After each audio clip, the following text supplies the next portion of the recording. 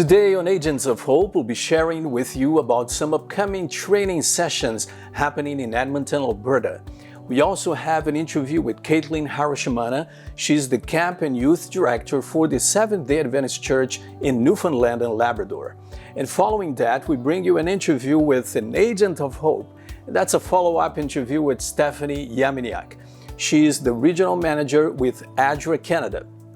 ADRA Canada is the Adventist Development and Relief Agency, and she's working within the Manitoba and Saskatchewan provinces. And as always, we hope to leave you with some inspiration and encouragement with our devotional thought. The topic today is mercy.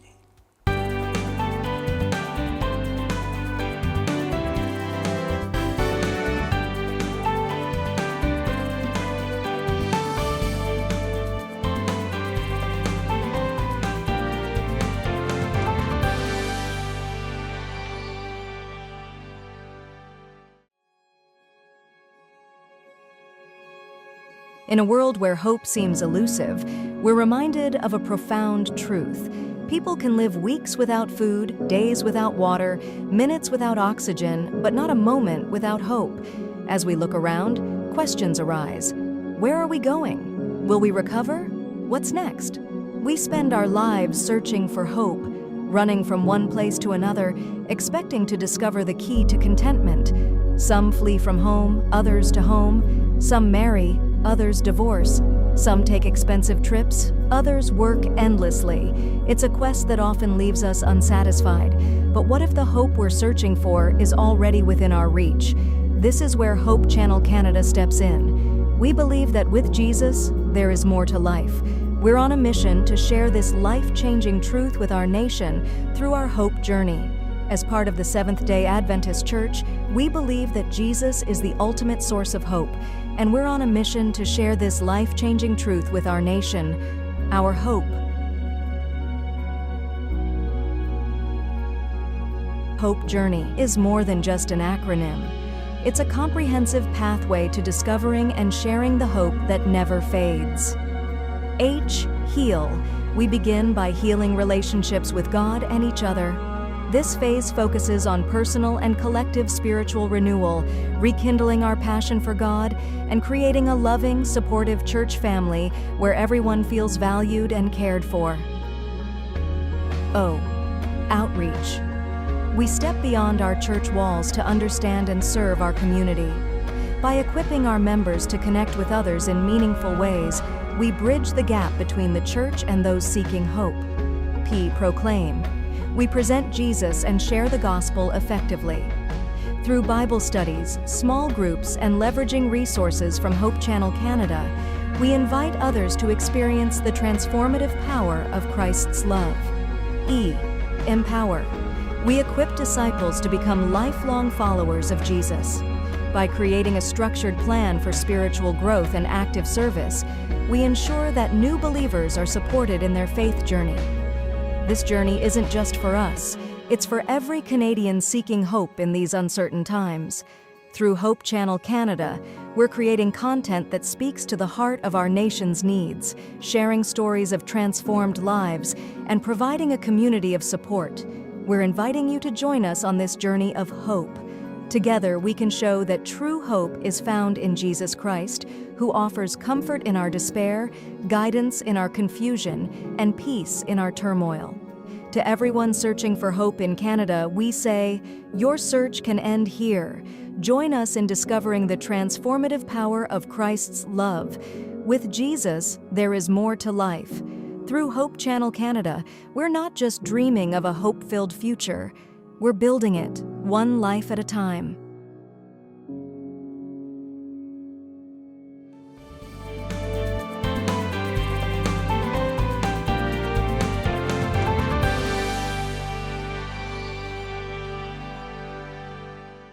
As mentioned, Edmonton is gearing up for some Bible-based presentations and seminars in the fall.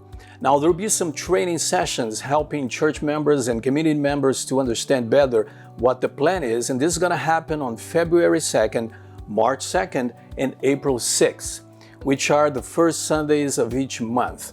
They will be held at 10 a.m. via Zoom, and following that, our team will be working with local churches to deliver a 3-night series called Thrive. They're going to be offering practical tools for living with purpose. So look out for more information on the Thrive event. We hope you'll be moved by what you see and hear today, and we're excited to share with you and hope you'll be blessed by it. And today I have someone with me here on the show, someone who's been here already, and this is Adriana Lewis. Thanks for joining us today, Adriana. How are you doing? Very well, thanks. Excellent. And thank you so much. Your support means the world to us. This movement thrives through collective action, and your involvement is vital, whether participating, praying, or contributing. Our mission is to foster meaningful connections, and we'd love to stay in touch with you. Follow us on Instagram at agents.of.hope, connect with us on Facebook at Agents of Hope, and subscribe to our YouTube channel at Hope Channel Canada. Don't forget to tap the notification bell to stay informed. Together, we can create lasting change. I also want to share with you the various ways that you can watch Hope Channel, in addition to the one media you've chosen to watch us today. You can go to hopetv.ca. There you can watch Hope Channel Canada 24/7 totally free. You can go to our YouTube channel at Hope Channel Canada, and you can also view it on the free Hope Channel app. You can download the free app onto your phone or tablet via the App Store or Google Play, and you can also download the app on your smart TV via Roku or the Amazon App Store. And once you download it, make sure you select Hope Channel Canada so you can watch us. And lastly, you can also watch us on cable TV. We're on Eastlink on channel 893, Eastlink, Delta, and Coastal, and also channel 94 on City West. And we're excited to continue to have this connection with you to bring hope and impact your life and the lives of those around you. So once again, thank you. I wanted to share with you a message that we received from an agent of hope in Ontario. Heather says, I support Hope Channel Canada because it offers biblical content in a fresh, relevant, and inspiring way. I'm blessed to help bring this unique ministry to Canadians. Thank you, Heather, for sharing that with us. And yes, I totally agree. We are here to bring hope. We would love to hear from you. Please share your message with us via email at agentsofhope@hopetv.ca or on our social media platforms so that others can know how to become an agent of hope and the impact they too can have with their family, friends, and neighbors. Today, we are here with Kaitlynn Harushimana. She was born and raised in Newfoundland and Labrador and graduated from Burman University in 2018, earning a Bachelor of Science in Wellness Management and a minor in Religious Studies. Since 2015, Kaitlynn has been directing Vacation Bible School programs across Newfoundland, and upon graduation, she accepted the call with her husband to work in Newfoundland, Etienne as a pastor, and Kaitlynn as the Camp Woody Acres and Communication Director. In 2021, they had their first daughter, Amia, and in 2023, Anezi. Kaitlynn's children deepened her love for children and youth ministry and solidified the importance of focusing on our young people. God opened the door for her to be the children's ministry liaison for the Seventh-day Adventist Church in Canada, and now the camp and youth director in Newfoundland and Labrador. Together, they are excited to see where God continues leading their family and the adventure they can experience together growing the kingdom. Thank you for joining us today, and I'm looking forward to hearing the conversation that she had with Michelle. Hi, Kaitlynn. Thank you so much for joining us on Agents of Hope today. It's great to have you here. It would be wonderful to hear a little bit about your story and what you're currently doing. Hi, it's good to be here. Yes, my name is Kaitlynn Harushimana, and I'm currently working in the Newfoundland and Labrador mission. I work for the church in the island as the youth and camp director. You mentioned you're located in Newfoundland, which is a massive piece of land. So what does it look like to do ministry for young people there? So Newfoundland, it's huge. A lot of people like to think we're a tiny little island off the coast of Canada. And in comparison to Canada, we are a large landmass. And across our whole province, we have a very small Adventist population, which is why we're considered a mission and not a conference. And so ministry here looks different because we have to be very creative, as a lot of our young people are spread out into different districts. Most of us are a couple hour drive in between each other. So what we do is we try to meet online during the year and then find key points, typically at summer camp, which is a great place to come together when school's out, and try to encourage and connect and be together. Well, thank God for technology. That makes it very possible. So I know that you mentioned using media and technology, so I'd be curious to know how you have used those two things and what sort of vision do you have for bringing hope to the young people in Newfoundland?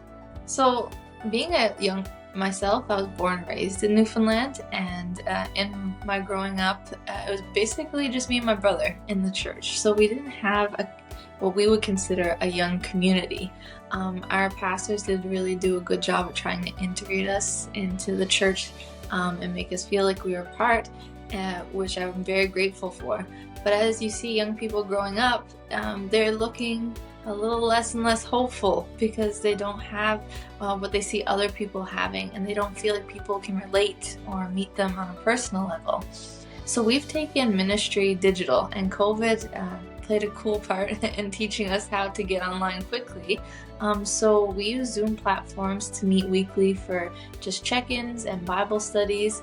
And even when you pop on in different places, you get to see each other, notice little things like, oh, you changed your hair, or you're looking great. And it's like, wow, somebody sees me. And even though we're not face to face, we still have a little community that we've created online.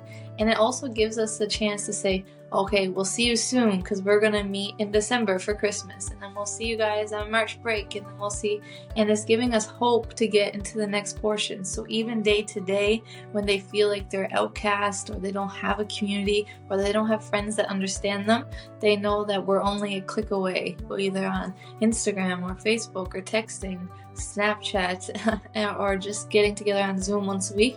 It's something to look forward to and know that somebody's waiting to talk with me. Absolutely. Those connection points are so crucial, however you can make them. You did mention previously that someone doesn't have to live in a certain location or even a big city to have a community. So what encouragement or advice do you have for someone who is, potentially living in an area where it's a little bit more isolated and they're struggling to create that community? Yeah, that was something I had to learn the hard way.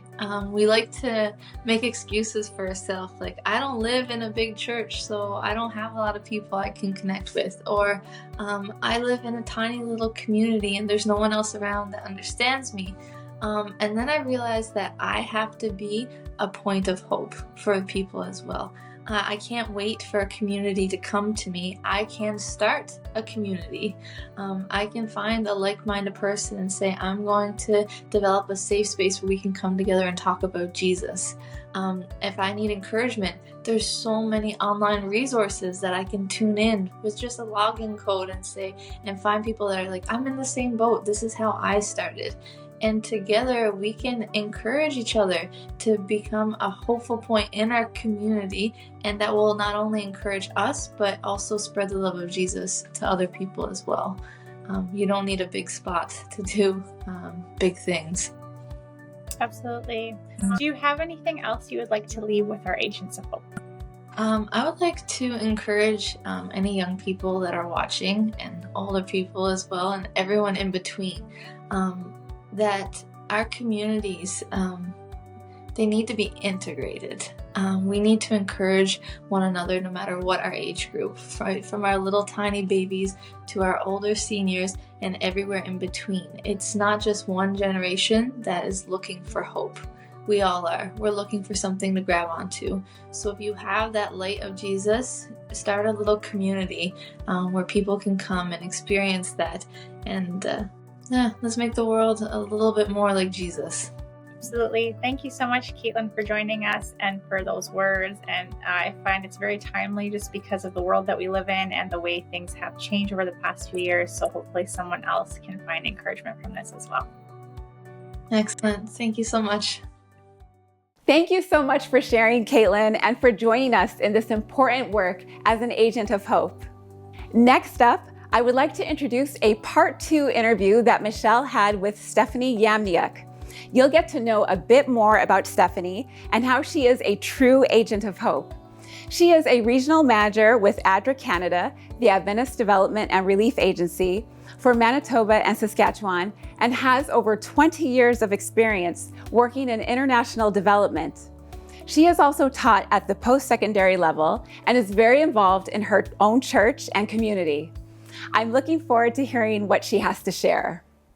All right. Thank you again, Stephanie, for joining us on Agents of Hope and for being with us. It was so good to hear about the Kindness Project when you shared last time. And so I wanted to follow up with you. As you mentioned, the importance of building relationships and community, and you had a follow-up story to share from this year. So I wanted to give you some space to share that. Thank you. Thank you, Michelle. I appreciate that. Yeah, it was the Kindness Project. I was volunteering with ADRA Canada at that time, and I'd always wanted to work for ADRA. I'd volunteered with them in the past doing some disaster training. And finally, this last January, I was able to start working with ADRA Canada. So I was able to continue encouraging people who are volunteering in our churches, because that's one of the things that I really like to do. I'm kind of a cheerleader to see other people volunteering and getting involved in the community. So one of the things that I do is work with volunteers at our churches who are wanting to do projects in the community. Now, the churches are doing amazing things. We have some churches who have a Healing Hearts program. They have a counseling group that meets every week. We have one who they're working with new immigrants to provide bedding and clothes and groceries and try and drive them around to be able to get to the appointments that they need. We have other churches that have a youth drop-in center. We have churches that are doing marriage seminars. Just about anything you could think of. Our church members are very involved in doing that. So part of my job is to help them to do their job even better.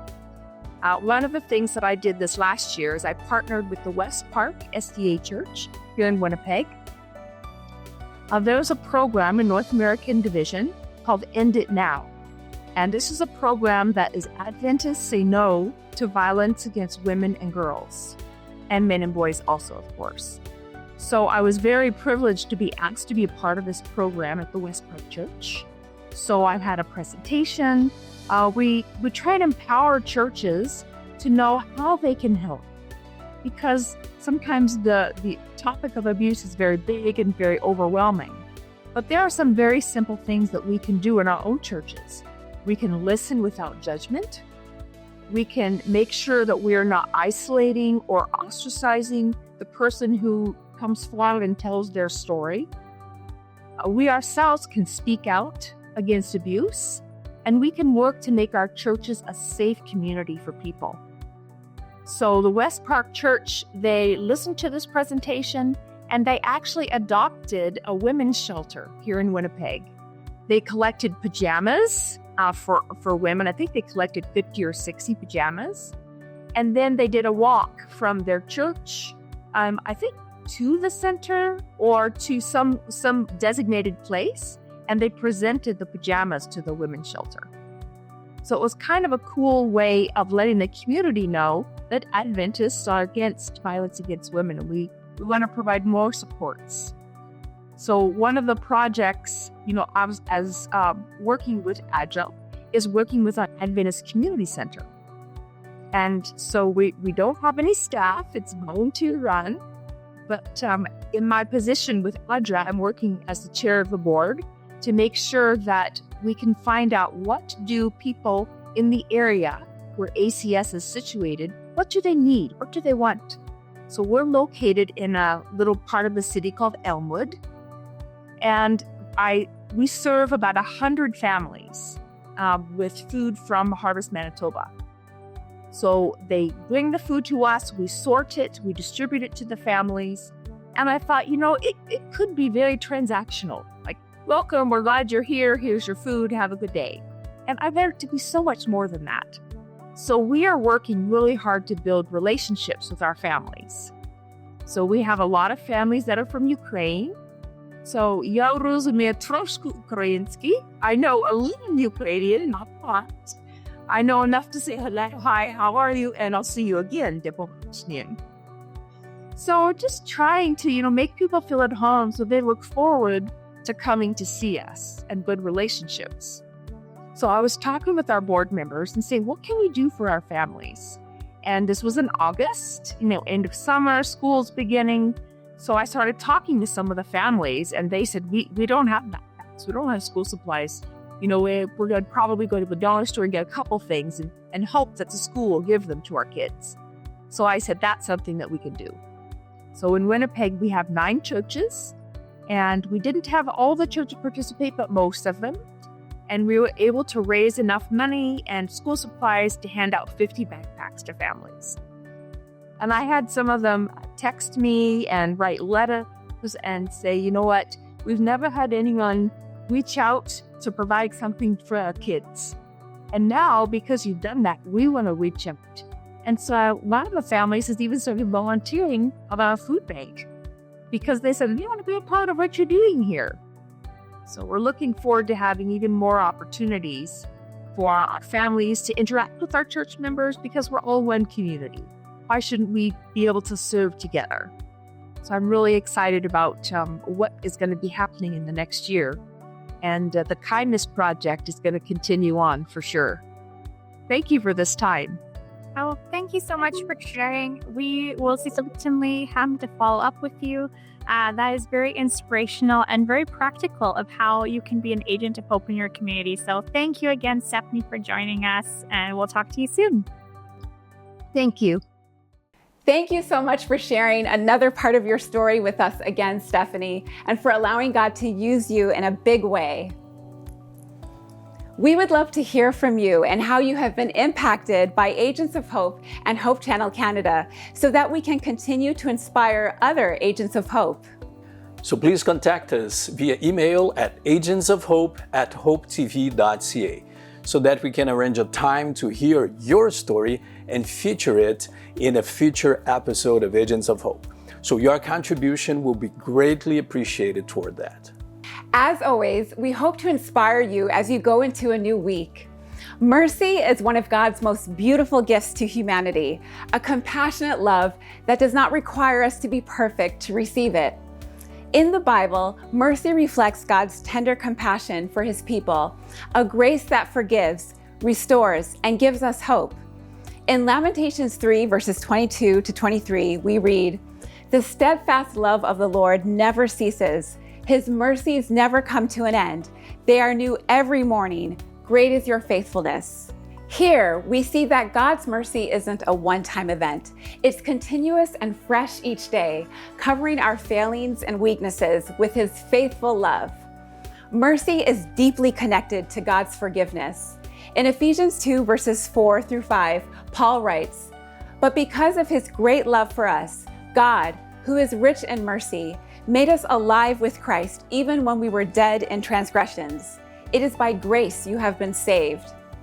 This shows how God's mercy reaches into our lives at our most vulnerable points, offering salvation when we least deserve it. His mercy isn't dependent on our ability to earn it. Rather, it's a gift from a loving Father to His children.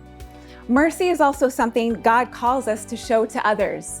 In Matthew 5, verse 7, Jesus says, "Blessed are the merciful, for they will be shown mercy." This verse teaches us that mercy is reciprocal. When we extend mercy to others, we open ourselves up to receiving God's mercy in return. By forgiving, showing compassion, and giving others the grace to grow, we mirror God's mercy to us. Sometimes showing mercy can be challenging. Our human nature tends toward judgment or revenge. But Jesus reminds us in Luke 6, verse 36, "Be merciful, just as your Father is merciful." This command calls us to embody the love and forgiveness that God has lavished upon us. When we embrace mercy, we let go of anger, resentment, and bitterness, allowing God's peace to fill our hearts. Today, let's reflect on God's boundless mercy and ask Him to help us extend that mercy to those around us. By doing so, We not only honor God, but also create a ripple effect of compassion that can change lives. Just as God is merciful toward us, we're called to be merciful to others. You are the heart of this movement. This is not just a ministry, it's a spiritual movement, and your role in it is immeasurable. Through your prayers, your gifts, and your presence, lives are being transformed all across Canada. You are a beacon of hope for those in need, and we are deeply grateful for you and for your prayers. They are the foundation of everything we do. When you intercede for this mission, you are standing in the gap for countless lives who need to know they're loved and seen. Thank you for your faithfulness in lifting this work before God. If you feel called to take the next step, we would love to have you join us as a volunteer. If you want to do that, visit agentsofhope.ca. There you can see how you can get involved. Your time and talents can bring hope to so many in a very tangible way. To those who have already joined us as Agents of Hope, you inspire us daily. Thank you. Please donate online at agentsofhope.ca by debit, credit, Google Pay, or Apple Pay. You can also e-transfer to Agents of Hope at hopetv.ca also, or please send us a check payable to Hope Channel Canada at the following address: Hope Channel Canada, 1148 King Street East, Oshawa, Ontario, L1H1H8. Lastly, if you prefer, please call 1-855-4HOPE-TV. That's 1-855-446-7388. Once again, thank you for joining us as an Agent of Hope. Okay, Adriana, now I have a question for you. Do you have a song in your heart today that you'd like to share with our viewers? Yes, I do. Which one is that? I love to sing Marvelous Grace. Okay, so let's do it. Marvelous grace of our loving Lord, grace that exceeds our sin and our guilt, yonder on Calvary's mount outpoured, there where the blood of the Lamb was spilt. Grace, grace, God's grace, grace that will pardon and cleanse within. Grace, grace, God's grace, grace that is greater than all our sin. It is a pleasure to pray for you. I know you pray for us as well. If you have any prayer requests, please contact us at agentsofhope@hopetv.ca or on social media. We're looking forward to that. And for now, I want to thank you and remind you that together we can let Canada know that in Jesus there is more to life. life.